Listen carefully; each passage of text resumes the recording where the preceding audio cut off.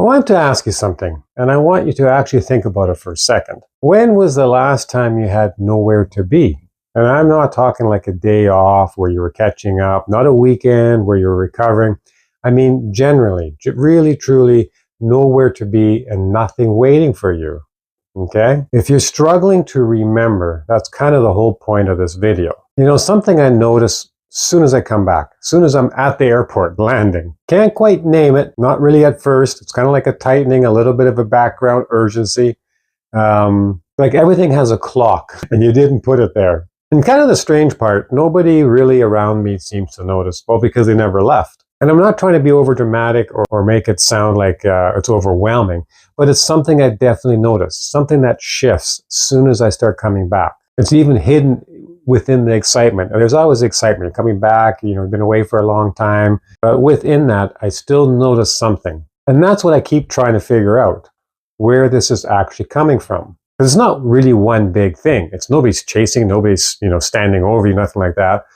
But somehow everything just feels rushed, a silent kind of like overwhelming rush in the background, like a constant humming of speed. And I think I finally sort of understand it. And I don't think most people really ever stop long enough to even see it. You know, the modern life, there's a lot of advantages. I mean, we've got great things, but there's also schedules, notifications, expectations. This is the big one, the hidden expectations of everything. The way we actually pack time, you know, it's packaged into obligations from the moment you wake up. Morning alarms set to 1 minute, coffee consumed while you're thinking of something else.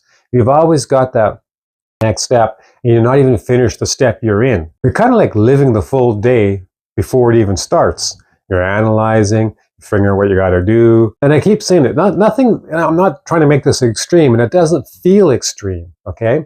It's almost like it is a natural way of being in the modern life. This is just part of it. It definitely doesn't feel like some big kind of crisis, you know, and that's exactly the problem. Like we've kind of built a version of our daily life where there is almost no scheduled, like you're not unscheduled, there's no unpressured, no unproductive time. And then we wonder why we feel depleted. You know, it kind of brings me back to a funny little moment. Even I remember as a teenager driving around and I'd have my day off on a Sunday and I felt like, oh man, this kind of is terrible. All the stores are closed. Everybody was, you know, there was nothing happening on a Sunday. Now, as a teenager, you know, this is kind of like nothing to do. But I sure value those days now. I mean, there's no rest day. There is no off time, and it's not just physically doing stuff. I mean, that's a big part of it, yes. But when you're physically doing something or always having something to catch your attention, your mind never has time to rest, never time to relax, never time to catch up. You always feel like you gotta be on top of something and you don't even know what that next moment is. And the real sad part about it is rest itself pretty much gets scheduled in. It has to get optimized, even on weekends. It has to have an agenda, it has to be, again, scheduled in. And then even when you're doing that, are you truly resting? Or are you thinking, okay, when this is done, I'll take my time now, I'm going to rest. You got your agenda time scheduled to rest, you put your mind at ease, but is it really at ease? I mean, I would argue the pressure is not dramatic. It doesn't really announce itself. It's just always there. It's like a noise you stop hearing because it never turns off. It's like that background white noise, but it's not a pleasant one. Basically, it's like how normal becomes invisible. You know, that normal noise of the background is just kind of like there. And I didn't realize the difference. I mean, none of us really do. It's like, you know, that old saying, a frog in boiling water. When you turn it on slow, you just don't notice it. And after decades of, you know, doing this, living that style in the modern life, it's unnoticeable. And you don't even question it. You actually question yourself when you question it. And that's the scary part, because you actually think it's just the cost of being a functional adult. This is what everybody else is doing. I mean, I'm just following the flow, and, you know, you want to get ahead. You want to do this. You have to schedule this. You have to do this. You have to make sure you're there and get all these things accomplished. And, you know, taking time and stepping back and stuff like that and analyzing this and doing even a little bit of research on certain things, Your nervous system adjusts. It truly does. What used to feel stressful starts to actually feel like a Tuesday and normal. This is just how it is. And you don't even think of yourself as stressed. You actually think of yourself as busy, productive, as keeping up with everybody else. This is how it's supposed to be. And this is the underlying humming and buzz noise that I don't know how else to explain it. The scariest part about pressure that never stops, it eventually you stop feeling it as pressure. And that might sound really silly, but it's an important fact. When you start feeling it's just part of life. And I noticed personally, you can actually get a mental fog, a fatigue, and you just think it's all part of it, and maybe something else is wrong. Maybe I didn't eat the right foods or something for a while. And you kind of ignore these little signals. We have a very good habit. Our body has a habit of just ignoring something we don't want to deal with subconsciously. You even get this low-grade irritable, that sense of chasing something without even knowing what the feeling is that you're looking for. Feeling like you left something behind when nothing's actually wrong. The body is very strange. I mean, you can ignore certain things mentally or do your best to do it, and you're kind of got that background humming going on, but your body doesn't ignore it. This is the thing. And then you start wondering about your health, okay? And you start wondering, well, why am I feeling this? Am I just getting old? Am I weak or something like that? Your body talks to you. It's reaching out. Like, you're not really burned out in a dramatic sense. You're just running at a pace that was really never sustainable and calling it normal because everyone around you is doing the same thing. And this is where I really want to share this, thing just with you, because shared exhaustion, okay, just because we're all having that, doesn't make exhaustion healthy.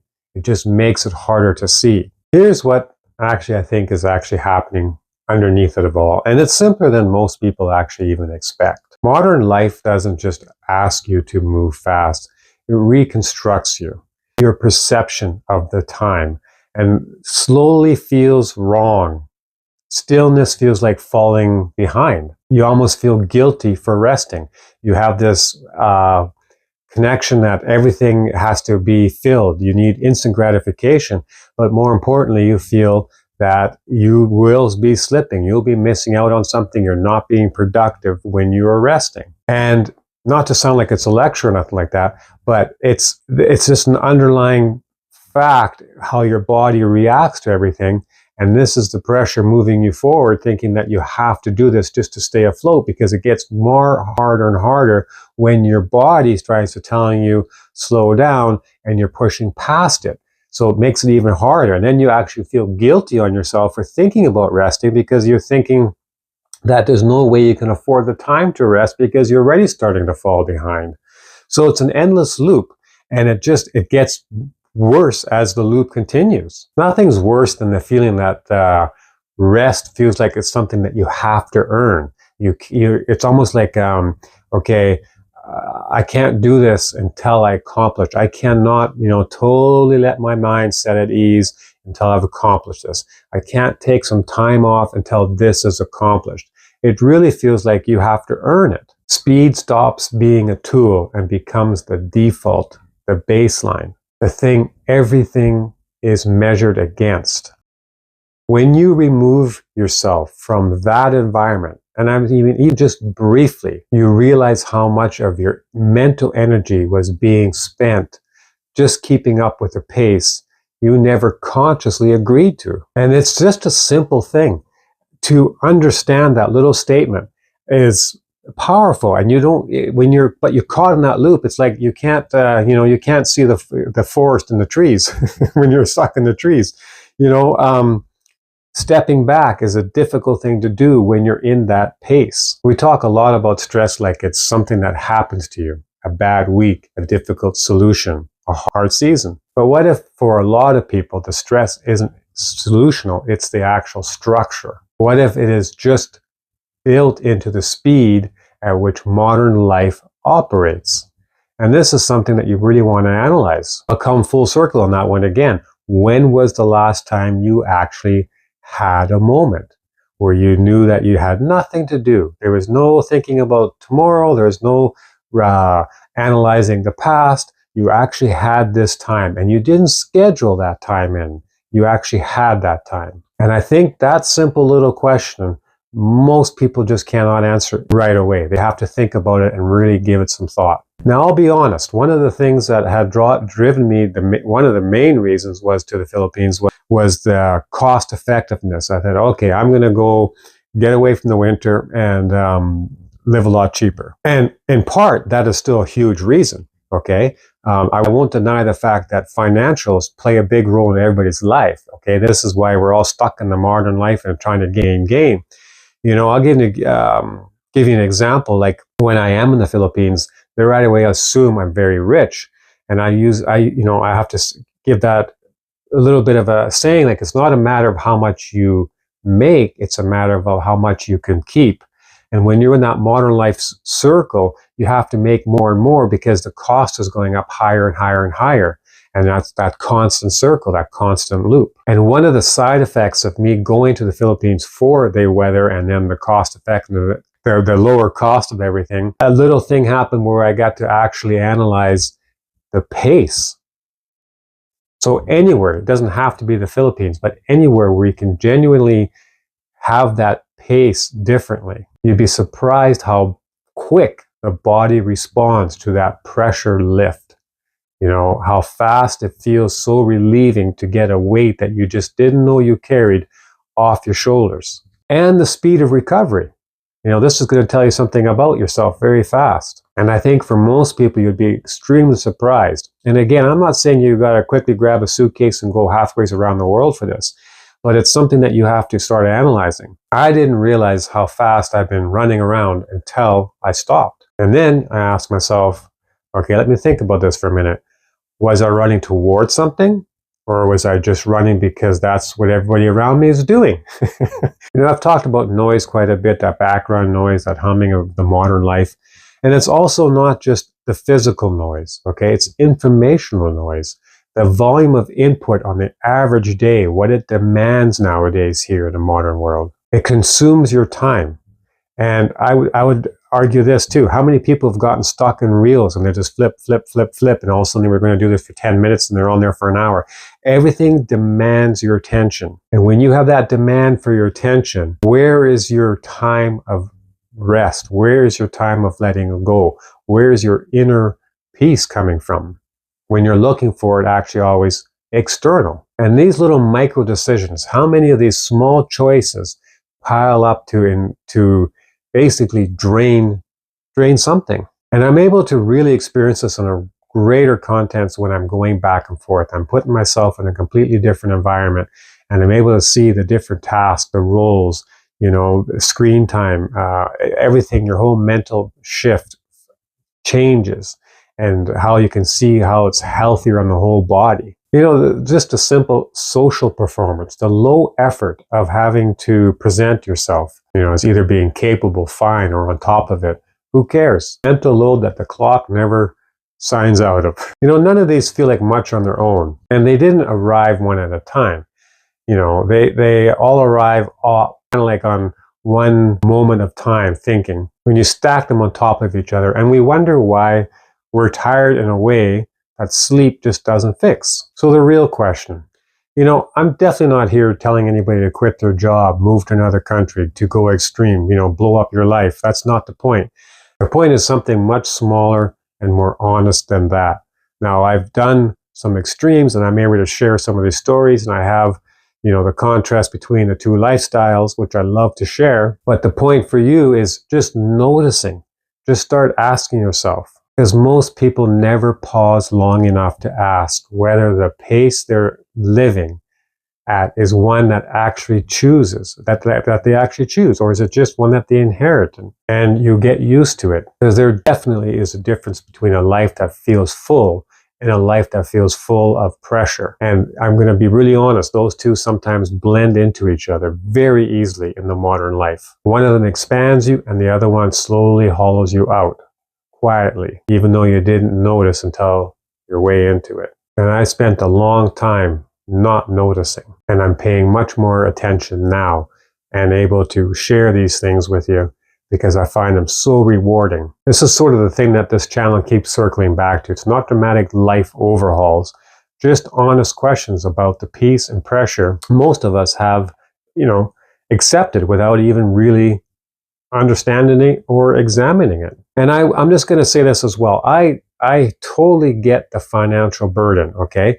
Because I'm going to say this over and over again. If I were to hear my own words that I'm saying now, years back, saying, oh, relax, do this, look at this. In the back of my mind, just to be polite, yeah, but I would have thought, oh, that's lunatic. That's the problem, when you don't step out of that and you think you have to stay on that high speed adrenaline and you have to get this and you have to do this. It is getting harder and harder. They promise you all these things in the modern life, supposed to be more relaxed and easy and have it easier. And a lot of it is. We've got, there's a lot of new inventions coming out. There's a lot of stuff that's been wonderful, but it really keeps you on that rat race wheel. Like you've got to keep spinning and spinning and spinning, or at least you have to have the illusion of keep spinning and spinning just to keep up. And I kind of want to break that noise because we all have that fear. If I stop, if I do this, there's no way I can. I can't do it today. I better put it off till tomorrow. I can't do this until I retire. I can't relax until this gets going or this is done. These are all things that are based on fear and are natural to think about. And again, I'm not saying get rid of everything and quit your job and sell everything and go live in the jungle. I'm not saying this at all, but find a balance.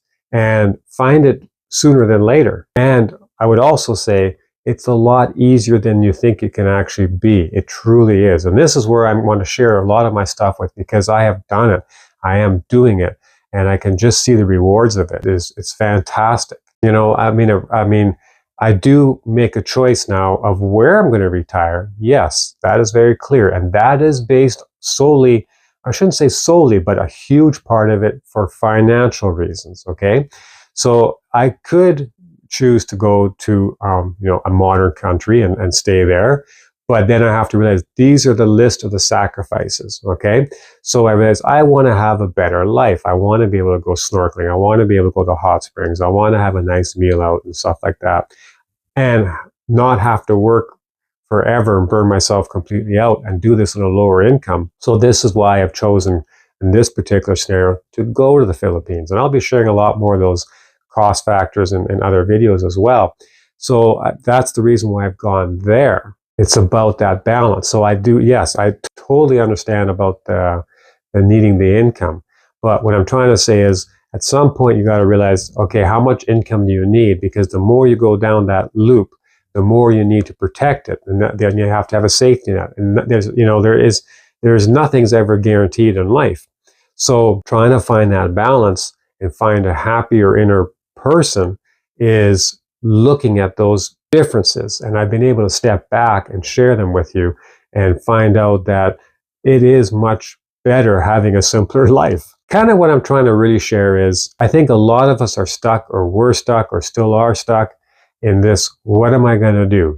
This is the mortgage payments are adding up this, or I'm struggling, and do I really want to continue this? I'm looking at next 15, 20 years of uncertainty, and what's it all for? And this is a mental shift. And I think a huge part of it, at least for me, a huge part of it was fear-based, okay? And I took on that step. And thousands of other people have as well, with fantastic success stories. And one of the advantages I can really share with is going back and forth. I'm literally doing half and half a year there, half a year back here. So I'm really able to explore the benefits of either side and the negatives. And if this resonates with you, you're definitely on the right channel. Stick around, there'll be more coming. And definitely leave some comments if you got some questions. I'm more than happy. I love engaging in this type of stuff. And there'll definitely be more, and we'll see you on some of the other ones coming up. And I appreciate all your support, your likes, your comments. And again, feel free to leave a comment, and I will be happy to engage. Thanks, everybody. Take care.